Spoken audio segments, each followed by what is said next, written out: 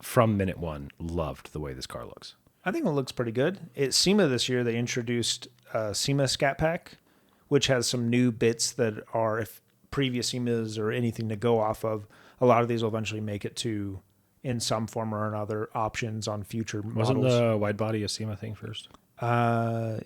Maybe it was, but they can't go any wider with this unless they put marker lights on it, because it's already as wide as it can be. Which would be pretty cool. That could be cool. That could be cool. Pretty cool with a V8 wide body, like a true wide body with real wide body panels, not stick-ons. This has some carbon fiber bits. There's actually a carbon fiber hood with purple decals.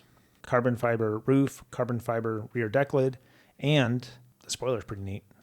Rear spoiler. Brass monkey rims, new paint. These are the two most flattering angles of this car. The straight-on side angle, I think, is the worst because you can see how big that gap is between the end of the door and the rear wheel. These angles, it's not quite as obvious. It uses the high output 550 horsepower inline six. This is not a Hemi car. Catback exhaust. I don't know if I'd want that.